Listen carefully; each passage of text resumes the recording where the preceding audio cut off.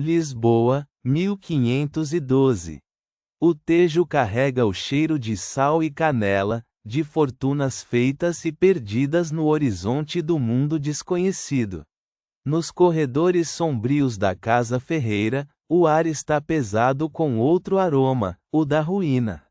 Diogo encontra os livros do pai espalhados sobre uma mesa de carvalho escurecida, colunas de números que sangram tinta vermelha, dívidas acumuladas como pedras sobre um túmulo. O funcionário real deposita o documento com a frieza de quem entrega uma sentença. O selo da coroa brilha na cera como brasa. Diogo ergue os olhos para a janela. Lá fora, os navios partem, carregados de promessas e perigo.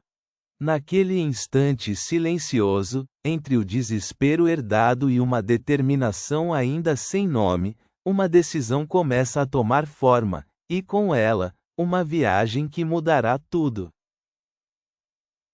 Lisboa, 1511.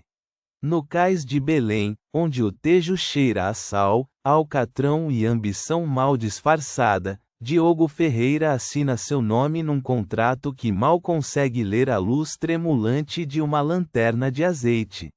Do outro lado da mesa, Rui Botelho observa com olhos de falcão, um homem que conhece o valor de tudo e o preço de ninguém. A nau rende nos seus amarres como se protestasse contra o que está por vir.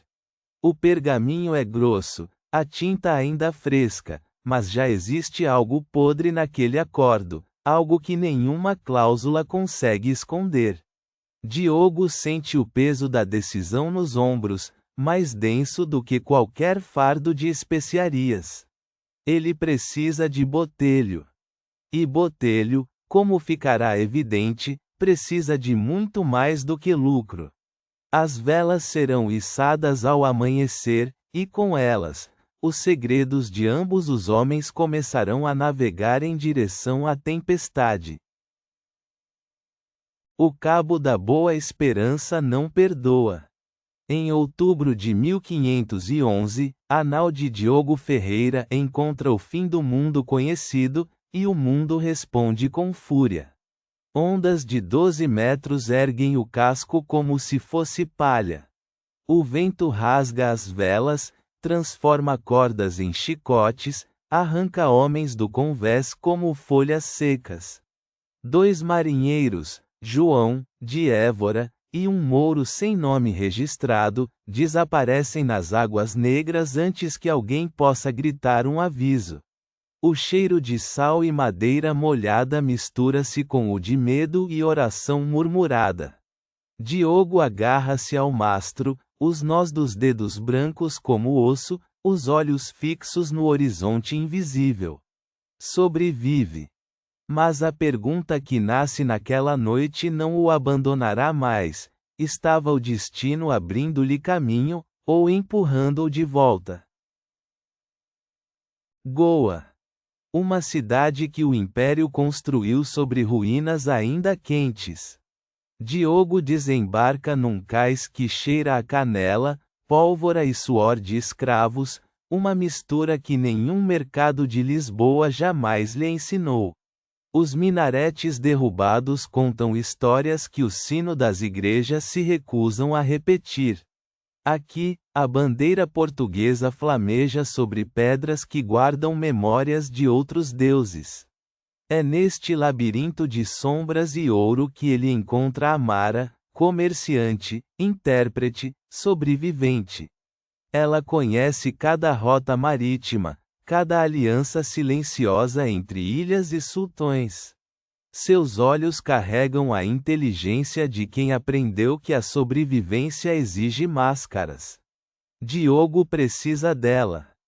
Ela, talvez, precise dele também, mas por razões que ele ainda não pode imaginar. As Molucas aguardam, e o preço da passagem, descobre ele, é sempre mais alto do que se anuncia.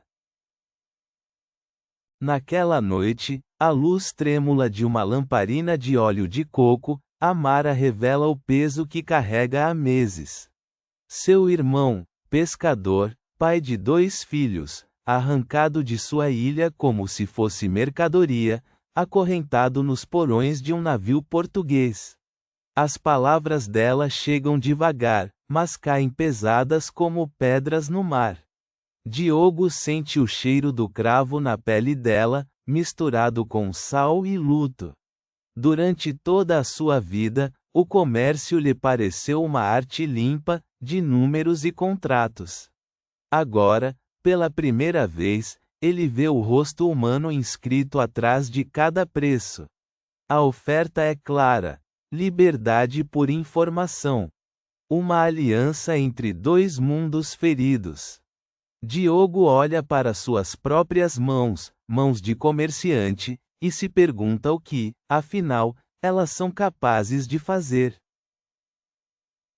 As ilhas emergem do oceano como promessas verdes e perfumadas, vulcões cobertos de craveiros, praias de areia escura, o ar tão carregado de especiaria que queima a garganta como brasa.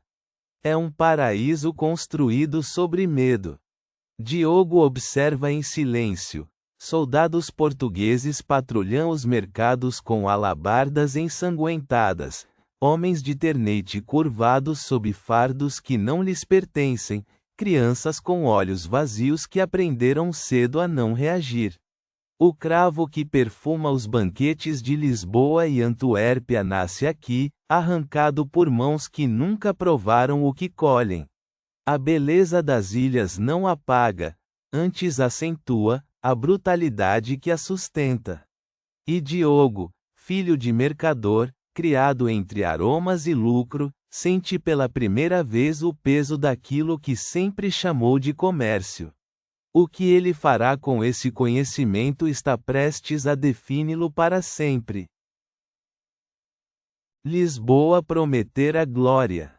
O mar entregar a sobrevivência. Mas é em Goa, entre o cheiro de pólvora e especiarias apodrecendo no calor úmido, que Diogo Ferreira encontra a face mais cruel da ambição humana. Rui Botelho, companheiro de tempestades, testemunha de sacrifícios, entrega seu nome às autoridades com a frieza de quem troca uma mercadoria qualquer. As palavras contrabandista e traidor colam-se a Diogo como alcatrão. Os grilhões fecham-se em seus pulsos com um estalo metálico que ressoa mais fundo do que qualquer onda do Índico. Nas celas úmidas da fortaleza portuguesa, onde a pedra suda e os ratos conhecem os passos dos guardas, Diogo contempla o peso do cravo que nunca chegará a Lisboa. Tudo parece perdido, mas os homens desesperados, descobrirá ele, são os mais perigosos de subestimar. Na escuridão úmida que antecede o amanhecer, o cheiro de fumaça e maré baixa envolve o porto como uma mortalha. Diogo move-se entre sombras, guiado por mãos que não falam sua língua mas compreendem sua dívida. As correntes que prendem o irmão de Amara cedem com um gemido metálico, o som mais honesto que estas ilhas já ouviram de um português.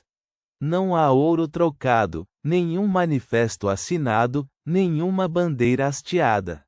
Apenas a escolha silenciosa de um homem que, pela primeira vez, age sem calcular o retorno. O carregamento de cravo apodrece no armazém do capitão. Diogo não olha para trás. Carregado apenas pelo peso de sua própria consciência, agora, estranhamente, mais leve, ele caminha em direção ao mar, ignorando que a notícia de sua traição já viaja mais rápido que qualquer nau. O Tejo recebe o navio como sempre recebeu os seus filhos perdidos, com indiferença majestosa e água fria. Lisboa ergue-se ao longe, branca e dourada sob o sol de outono, alheia ao peso invisível que Diogo traz nos ombros. Nos porões vazios, onde deveriam repousar toneladas de cravo precioso, Resta apenas o cheiro fantasma das especiarias, memória impregnada na madeira, teimosa como culpa. Ele desembarca sem fanfarra, sem glória, com as mãos vazias e os olhos cheios. A casa Ferreira estará perdida, as dívidas, os credores, o nome. Mas há algo que nenhum naufrágio comercial pode confiscar: a verdade que ele carrega gravada na carne sobre o verdadeiro preço do cravo. E essa verdade, perigosa como o fogo em palha seca, ainda encontrará a sua voz. Lisboa, anos depois. Numa ruela estreita perto do Tejo, uma pequena loja cheira a canela velha e tinta fresca. Diogo Ferreira, sobrevivente, testemunha, homem partido e recomposto, curva-se sobre um manuscrito com a mão firme de quem finalmente encontrou a sua verdadeira moeda, a verdade. Escreve sobre cravo e sangue, sobre ilhas paradisíacas transformadas em prisões, sobre homens que morreram sem nome para que Lisboa brilhasse. A casa Ferreira desaparece nos registros, dívidas devoram o que o oceano poupou. Mas as páginas de Diogo circulam em silêncio, copiadas à mão por mercadores inquietos e clérigos com consciência. O peso do cravo, afinal, não era medido em réis. Era medido em almas. E nessas páginas amareladas, esquecidas durante séculos, dormia uma pergunta que o mundo ainda não estava preparado para responder.